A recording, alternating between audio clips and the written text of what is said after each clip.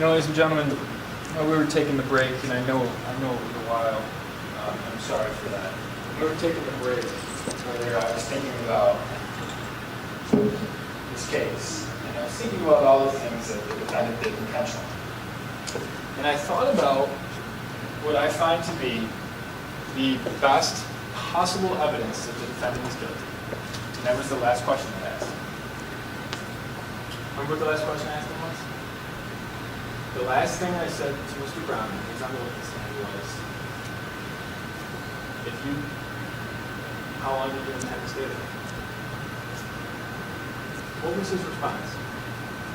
Geez, I never thought that far. Why? Because he's guilty. Because he is guilty. Let's think about all of the things that the defendant did that he had planned. He had made a poem. He had planned a carpool from Buffalo. He knew about the 2-day drone conference. He came 3 hours from Buffalo to Syracuse. He had spent the night, and he had made plans to spend the night. What else did he do? Well, he went to the drone conference. He told you that. You don't have to take my word for it. Take his word for it. He went to the drone conference, and he heard all the speakers, and then he went to Bosie's. He went to Bosie's on Thompson Road.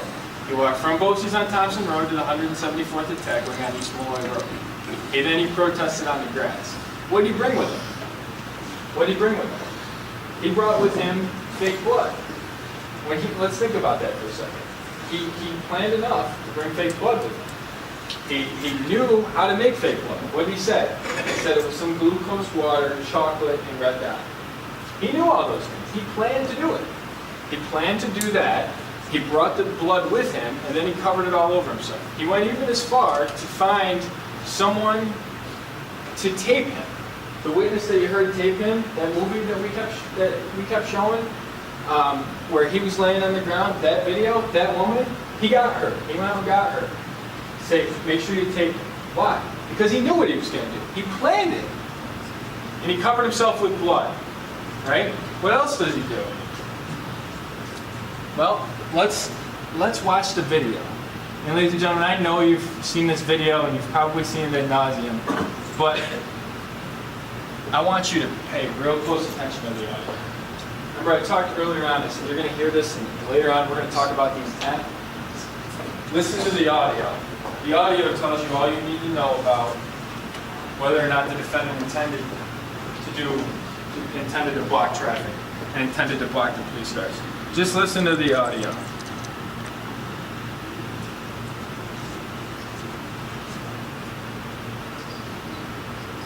I'm going to make it so easy for you to hear the audio, I'm going to actually turn it on.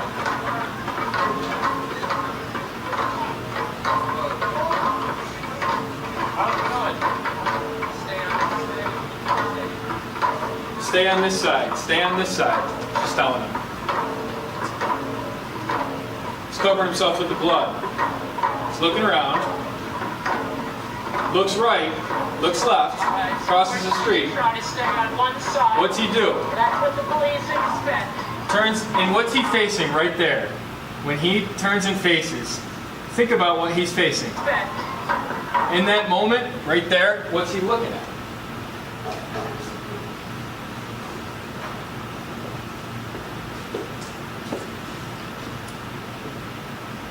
He's looking back to the gate. The cop car is at the gate. That's what he, in that moment right there, that moment, that's what his eyes are looking at. And we know that he knows they were there. Why? Because he was just down the street, just in front of these. He was down at the protest, and he had seen the cars that were there. He knew the bus was there. Some of his friends and people that he knew had just been taken on the bus. He knew those cop cars were there. That's what he's looking at, in that moment, right there. And then he lays down. Now, it's coming right now. It's coming right now. At the 1 minute mark on this video. Listen real close. Listen to what she says and listen to what he does. This is all you need to know.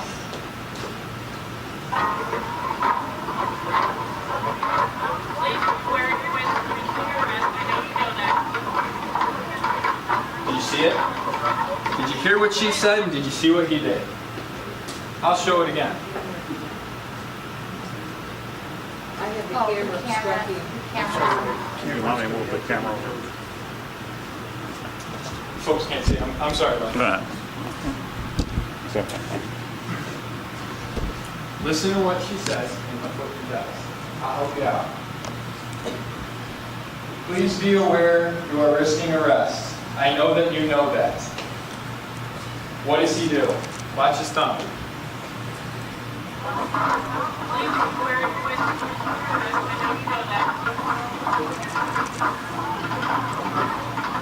Please keep moving if you do not wish to be Gives her the arrested. thumbs up. Please keep moving if you do not wish to He gave her a thumbs up. Please keep moving so you don't get arrested. Please keep moving so you don't get arrested. Okay? 27 seconds later after that happens. Watch what happens.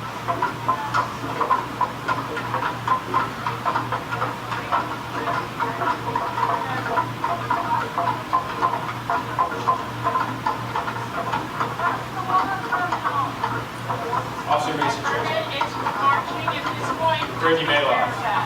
And Sergeant Norton, who thinks that he's probably dead. Our permit is for continuing to move. Because it looks like he got hit by a car.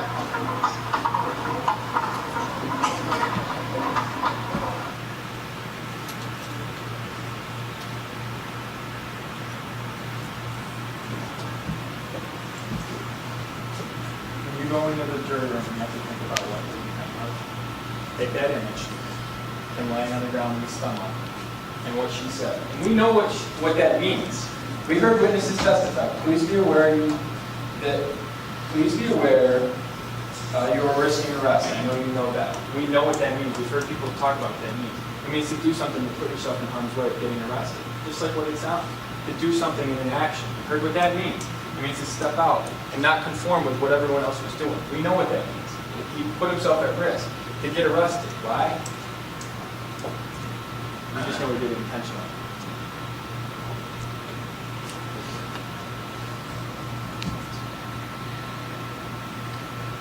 He looked both ways. He heard his fellow protesters say arrest and arrest. He gave the thumbs up. He faced back to the base. He laid down. The cars ride. And what did he do? Not once did he move. If the defendant was a man who accidentally got in a car's way, how did that person react? Geez, I'm sorry, officer. I didn't realize it. I'll get out of your way. He would lay on the ground and he would see the lights coming at him. Watch the video. The lights, when they pull up and stop in front of him, the lights start. They weren't going up the road, but when they get to him, the lights start going on. And you see that and say, geez, officer, I'm sorry, or I didn't realize you were there, or anything. Did he say any of that? No. Officer Maloff and Officer Mason said he never said any of that. Why? Because his intent was to block them. His intent was to get arrested. Every single thing he planned. What did he plan? How did he get up? Why? He wanted to get arrested. Because he wanted to get away. Think about that. Every single thing he did was planned, with the exception of how he would not, of how he would get up. This case isn't about a whole lot of things. Like I said earlier in the trial, when we were talking about the jury selection, and I talked about Syracuse basketball game. You go to Syracuse basketball game, what matters? Syracuse wins or loses. You know, there's a lot of other stuff that goes on, but ultimately the thing you remember is whether or not Syracuse wins or loses. These are all the other things, right? These are all the other things. You're not going to hear the judge give any instructions about drones, the First Amendment, political speech, street theater. I don't have to prove that Mr. Brown is a bad person. I just have to prove that he intended to block Officer Mason's cop car and he did. I'd actually concede the fact, you know, having spent time observing him, I think Mr. Brown's actually a good person. And I submit to you that he's a person who believes in what he did, even if it's wrong. You know what? He believes in what he did. It doesn't make it not wrong. It doesn't mean it's not illegal. Here are the elements that I have to prove to you April 28, 2013, in the town of DeWitt, the defendant Russell Brown obstructed, impaired, or perverted, or attempted to pervert a public servant from performing an official function that it was authorized, and the defendant did so by means of interference or independently unlawful act. The judge is going to read that to you when he reads you the obstruction of governmental administration. I'm just putting it there because we know all this stuff. There's a lot of stuff that he's going to read to you that you're going to have to consider that's not an issue. We know the date, we know where it was, we know it was the defendant, we know the officers were obstructed, you saw it on videotape, and we know it was authorized, right? They're providing backup for a relief officer. They all testify that that's what they do. That's what a cop does. What's left? The only thing that's left, the only thing that is left is whether or not the defendant intentionally blocked it. Okay? For all those reasons I said before. For all those reasons, he did all those things intentionally. Think about why he did not know when he knew. He never made a plan for that because he knew he would be arrested.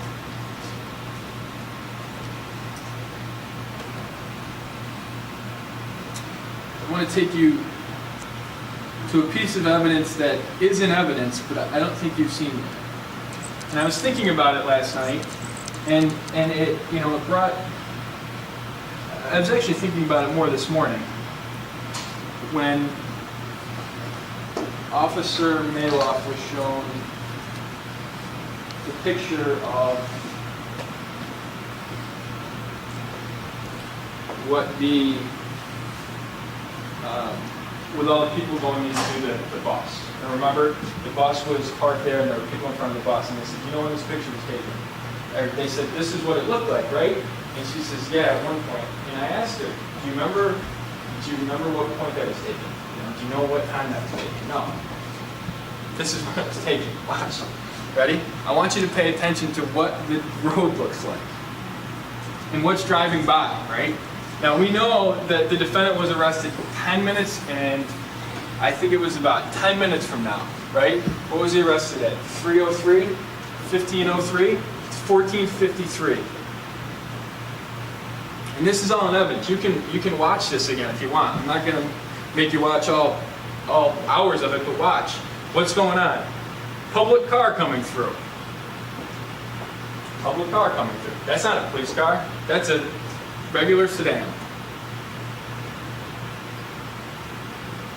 What else do we see? Look at this. Look at the cop cars. Look at the cop cars. Where are they all facing?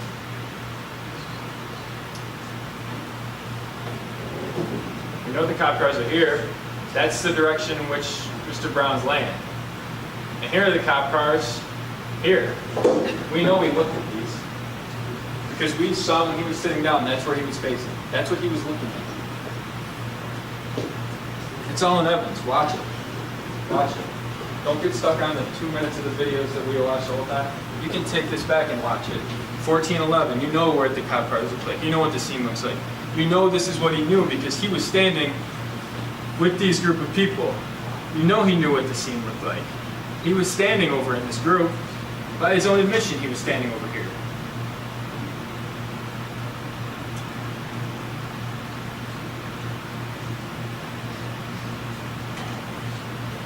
You know, I talked... I'm sorry.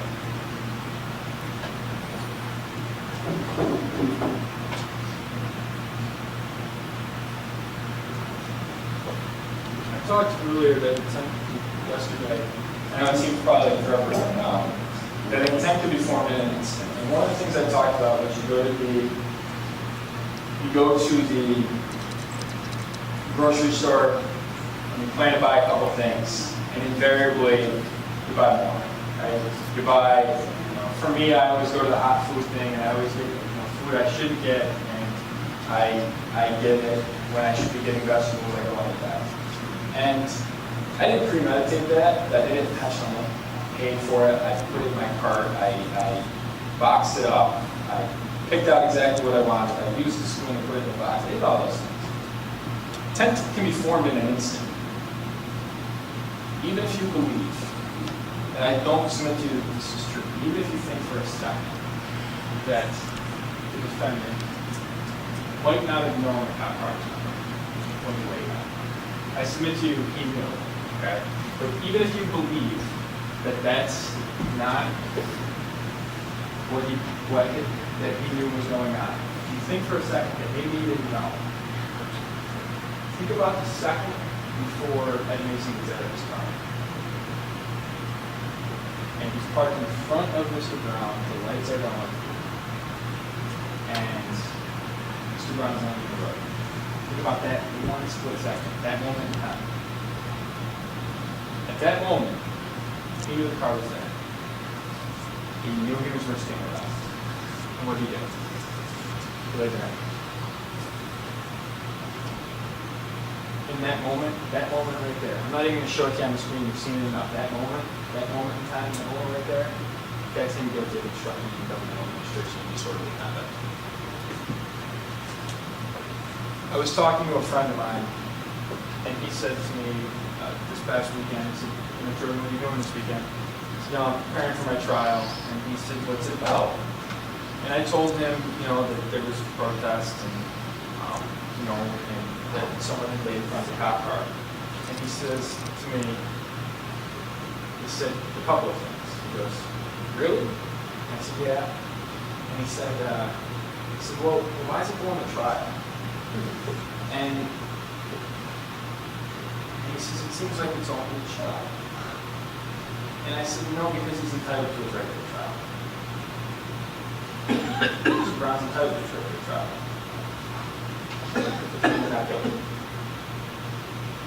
He's entitled to his right to stand in court.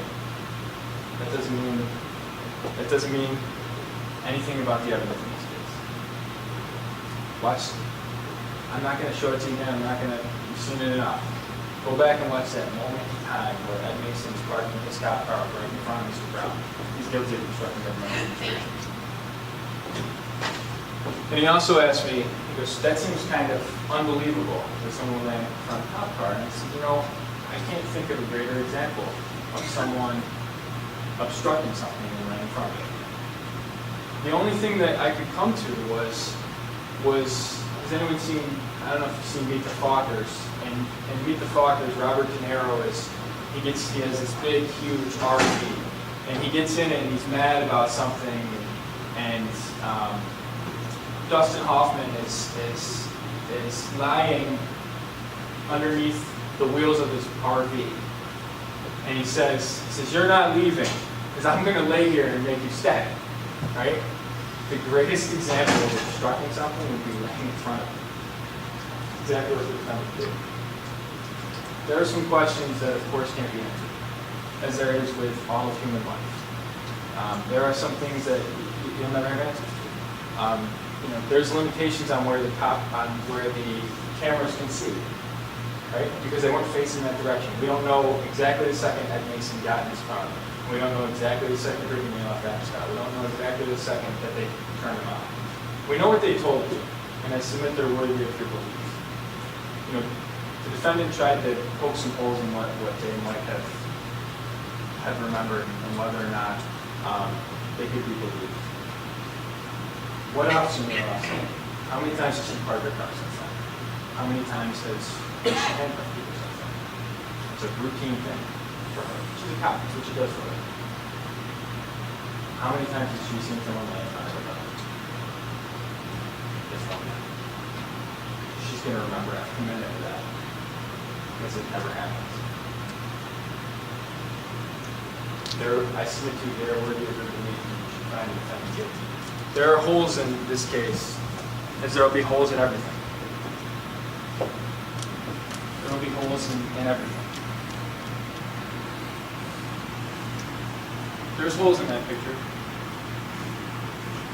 But at the end of the day, you're asked to determine what reasonable doubt is.